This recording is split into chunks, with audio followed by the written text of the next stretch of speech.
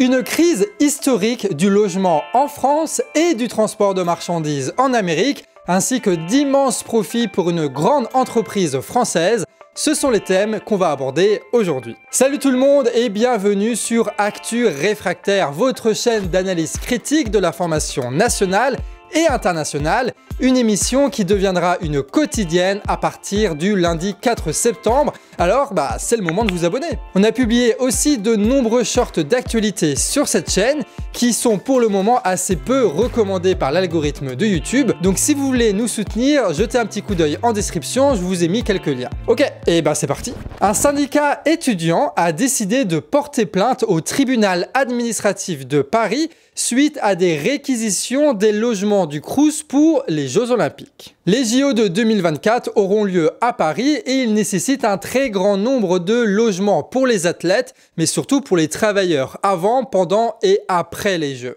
Et pour les loger, le gouvernement a autorisé la réquisition des logements du Crous. Problème, ça arrive au moment où le marché de l'immobilier est très tendu, en particulier pour les étudiants. Un article du Monde permet de comprendre la situation d'un point de vue d'un étudiant.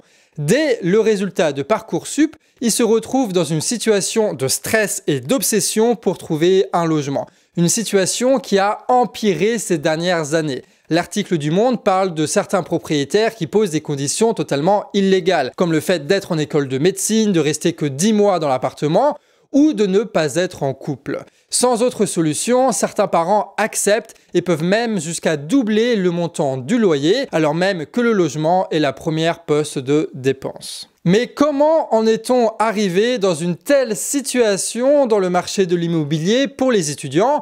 C'est ce qu'on va voir ensemble. Déjà, il y a un problème structurel. Il y a 720 000 boursiers en France pour seulement 174 logements du Crous. Le reste des étudiants sont donc en concurrence sur le même marché de l'immobilier où il manque pour eux 250 000 logements. Et se rajoute à ce problème structurel une crise que le Monde et la presse économique décrivent. Une crise qui est déjà due à la politique monétaire de la Banque centrale. En élevant le taux d'intérêt, l'institution de Francfort a fait baisser le nombre de crédits, moins 40% dans la zone euro. Résultat, le nombre d'achats de logements neufs a lui aussi chuté de 40%. Ceux qui auraient dû acheter se retrouvent encore dans le marché de la location et ne libèrent pas leurs biens pour les plus jeunes. On a donc un volume locatif qui a globalement baissé de 30% en moyenne en France par rapport à 2019 et ça monte jusqu'à 40% pour les studios. Autre facteur, le gouvernement a interdit la location des passoires thermiques classées G et F.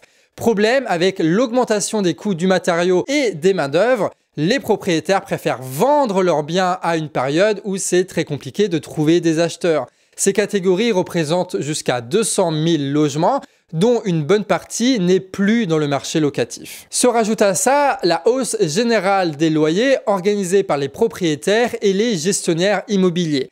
La hausse des loyers permet une hausse de la rente immobilière pour compenser les effets de l'inflation. Évidemment, il est bien plus rentable pour un propriétaire de mettre son bien immobilier sur Airbnb, d'autant que cette location peut être organisée par une agence immobilière. Pour vous dire, à Paris, il y a plus d'offres Airbnb que d'offres locatives traditionnelles, ce qui fait que le nombre de logements accessibles aux étudiants baisse et les propriétaires qui restent dans le bail locatif traditionnel font monter les prix pour compenser les pertes qu'ils n'ont pas pu se faire avec Airbnb. Résultat de tout ça, il y a une pression immobilière historique. La demande de logements locatifs a augmenté de 54% en 2022, alors que l'offre a, elle, baissé de 10%. Une situation qui peut mener à une crise de l'immobilier global, comme le précisent Les Échos. Une baisse de l'activité immobilière peut mettre de très nombreuses entreprises en faillite, les agences immobilières ou les boîtes de construction ou de rénovation. Et la pression locative pourra un jour se traduire par une baisse des prix, comme en 2008 aux États-Unis. La rente des propriétaires va donc baisser et certains ne pourront plus rembourser leurs crédits basés sur un marché de l'immobilier très haut, mettant la pression cette fois sur le système bancaire. Tous les acteurs subissent donc les mêmes contraintes, l'inflation et l'augmentation des taux d'intérêt. La différence, c'est que les multipropriétaires peuvent compenser ces effets sur leurs biens immobiliers, quand les locataires, eux, doivent subir l'inflation, la hausse des taux et l'augmentation des loyers. Les conséquences de la crise est donc répercutées sur les plus pauvres. Là encore, ce sont deux intérêts opposés et on voit bien que les règles du jeu économique ne sont absolument pas neutres. Donc face à cette pression immobilière et face aux réquisitions des chambres du Crous, le syndicat Sud étudiant a décidé de porter plainte. Résultat de la procédure dans la semaine.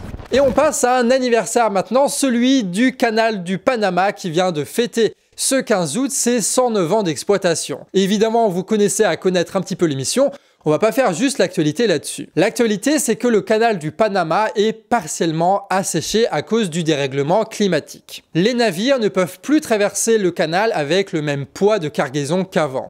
Donc ils doivent décharger à l'entrée du port, ce qui crée des embouteillages de bateaux à l'entrée du canal. Plus de 160 navires ont reculé devant le canal depuis le début du mois. Du coup, les armateurs, ils ont plusieurs possibilités. Ils auraient pu choisir de moins charger leurs navires pour passer le canal, mais ils préfèrent décharger en partie les navires au port de la côte Pacifique pour faire transporter les conteneurs par train jusqu'à l'autre bout du canal. Et ça, malgré la perte de temps et le risque de perte de marchandises. Et bien sûr, ça augmente aussi le coût du transport dans tous les cas. Depuis le début des sécheresses courant août, les tarifs ont déjà augmenté de 36%. Le nouveau Evermax, le plus grand porte-conteneurs du monde, a été construit pour transporter plus de 8650 conteneurs de 12 mètres. Sauf que quand cet immense navire est arrivé sur la côte Pacifique à l'entrée du canal, en fait, il était beaucoup trop lourd. L'armateur a donc dû décharger 700 conteneurs vers la côte Atlantique. Des navires ont pris plus de 21 jours de retard à cause de ça. En 2022, 14 000 navires ont traversé le canal du Panama et ça représente plus de 40% des biens de consommation échangés entre l'Asie du Nord-Est et la côte Est des États-Unis. Mais du coup, pourquoi est-ce que ce canal est asséché?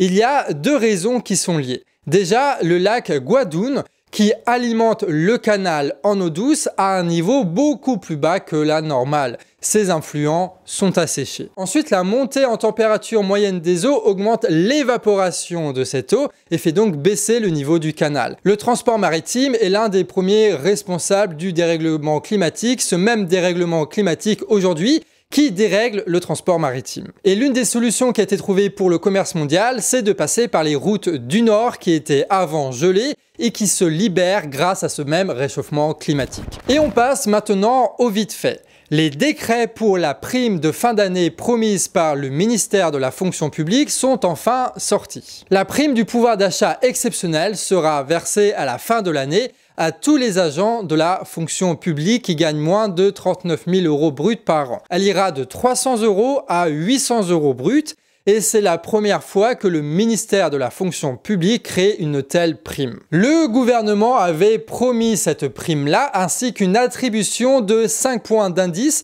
soit 25 € bruts par mois, un peu avant l'été. D'après l'INSEE, les salaires de la fonction publique n'ont augmenté que de 0,1% par an sur la période 2009-2020. Cette prime fera donc plaisir aux concernés. Mais il faut tout de même rappeler que ces primes peuvent être à tout moment retirées, contrairement à une augmentation de salaire, et elles ne permettent pas de cotiser, notamment pour la retraite. La centrale nucléaire de Golfech dans le Tarn-et-Garonne ne va pas redémarrer à cause, là encore, de la canicule. Le démarrage après les travaux initialement prévus pour le lundi 21 août a été reporté. L'objectif annoncé est d'éviter de dépasser les seuils maximaux de température de la Garonne en rejetant des eaux de refroidissement. Les seuils sont déterminés pour chaque centrale nucléaire en fonction de leurs caractéristiques, comme la présence d'espèces protégées dans les cours d'eau. Cet arrêt prolongé n'aura pas de conséquences immédiates pour la production d'électricité en France. Selon RTE, la demande est suffisamment faible en ce moment. Sur les 56 réacteurs nucléaires, 23 sont à l'arrêt, principalement pour maintenance. EDF est quand même redevenu ce mois-ci le premier exportateur d'électricité d'Europe, avec tous les profits que ça représente vu le prix de l'électricité sur les marchés. 5,8 milliards pour le seul premier semestre 2023, de quoi faire baisser le prix de l'électricité ou pas. C'est là-dessus qu'on termine. Merci pour tous vos retours durant les précédentes vidéos. 10 000 abonnés en 4 vidéos, c'est pas mal comme début. On est maintenant prêt pour démarrer en septembre une belle quotidienne. Je vous rappelle que j'ai mis les shorts de la chaîne en description et c'est très important qu'il y ait un maximum de vues là-dessus car une fois reconnus par l'algorithme, ils seront partagés automatiquement à des milliers de nouvelles personnes. Bref, commentez, likez, partagez pour soutenir ce projet ambitieux et puis à la prochaine. Ciao!